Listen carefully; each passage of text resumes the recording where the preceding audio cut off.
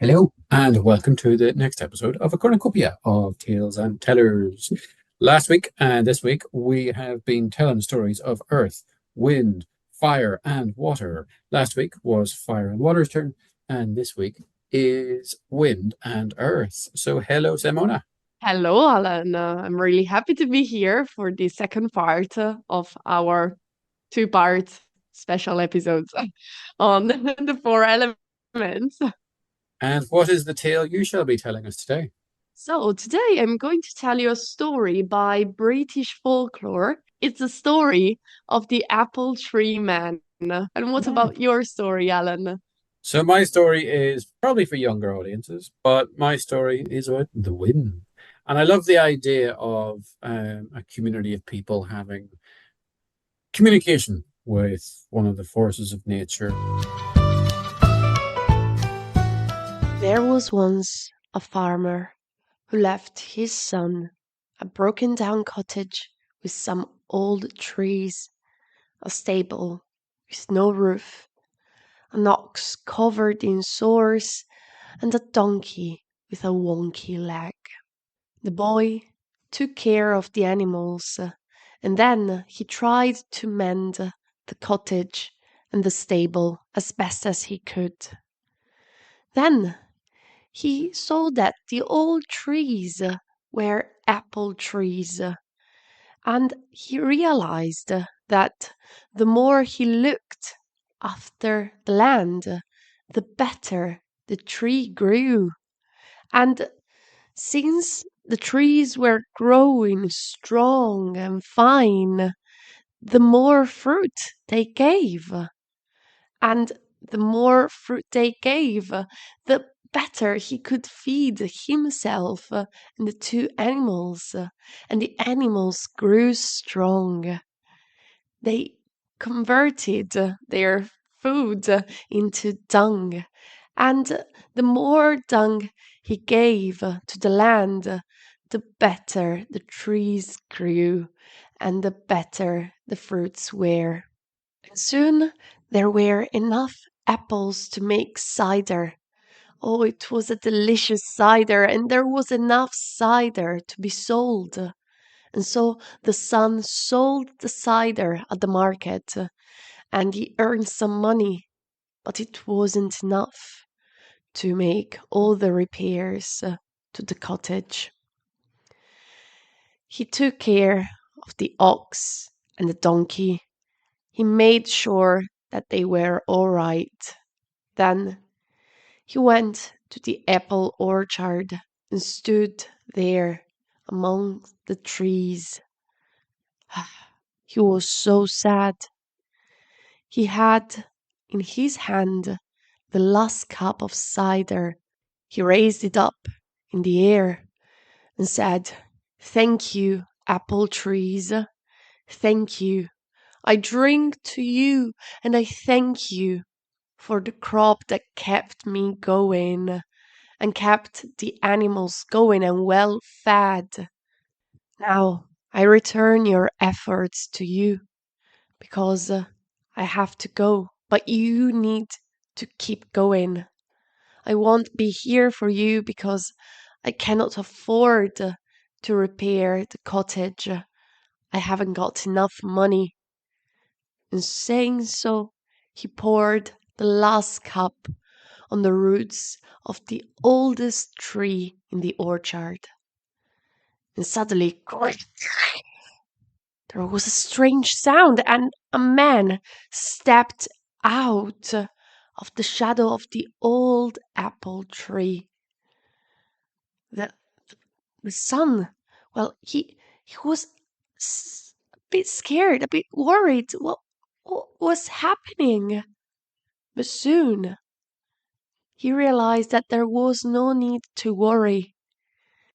The old man looked at him and he said, "I am the spirit of the apple tree, and you cared for us for the past year. In the roots of my tree, you will find a treasure. Take it, make all the repairs you want to the cottage. Use it well. Keep caring for us as you did, because you understand the cycle between man, animals, trees, and the land.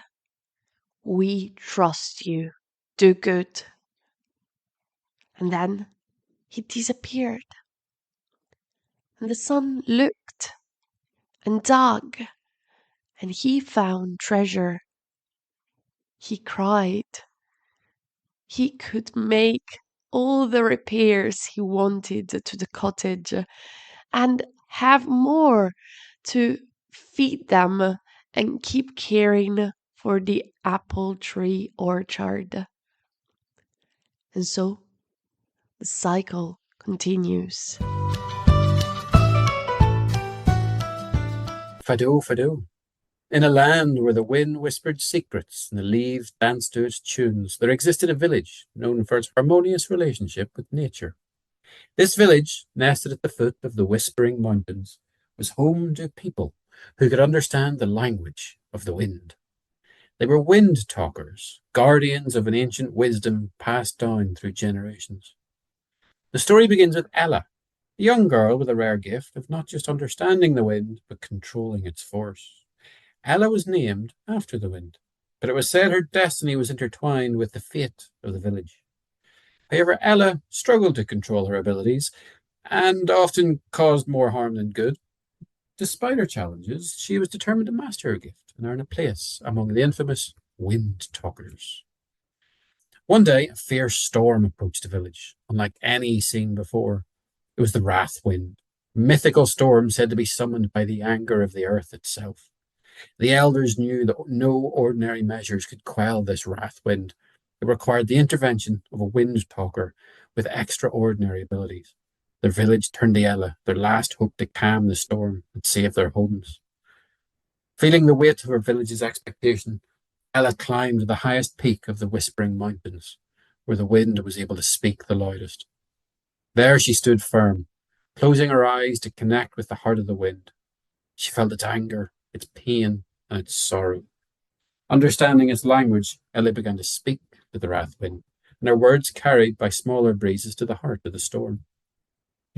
As Ella communicated with the Wrath Wind, the villagers prepared for the worst, securing their homes and taking shelter. They could hear howling winds and see dark clouds swirling menacingly above. But amidst the chaos, a miraculous change occurred. The ferocity of the Wrath Wind began to diminish.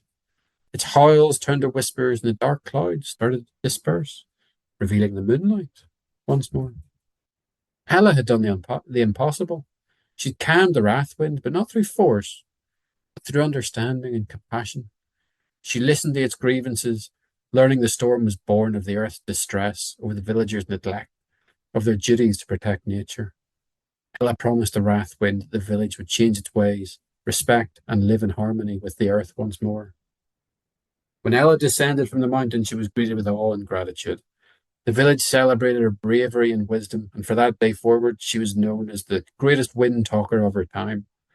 The villagers learned from their mistakes and worked to restore the balance with nature, guided by Ella's leadership. So the story of Ella and the Wrath Wind was passed down through generations, a tale of courage, understanding, and the sacred bond between humans and nature. The wind talkers continued to guard the village, but now with a renewed promise to listen to the whispers of the wind and protect the harmony of the earth. Thus ends the tale of Ella and the Wrath Wind, a story that reminds us of the power of empathy, the importance of stewardship over nature, and the profound wisdom that can be found in the language of the wind. So thank you, Alan, for your story. I really, really loved it. So the story of Ella and whispering to the wind. That's really nice. Like the horse whisperer, the wind whisperer. And thank you, everyone, for listening. And we'll see you next time with our next episode. Thank you again, and we'll see you next time. Bye. Bye bye.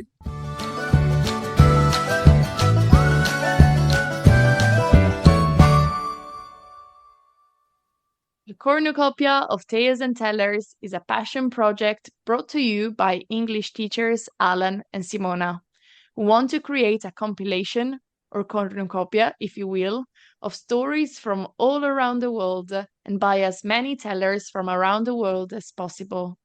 So grab a cup of tea, chai, water, or uska breha, relax, and enjoy hearing tales that have been handed down for generations, or even ones that were dreamt up yesterday. Music is by Purple Planet. You can find us on Facebook at Cornucopia of Tales and Tellers. And if you like what you hear, you can buy us a coffee or cup of tea, if you prefer, to help fund future episodes and the hosting of our podcast. Link in the description.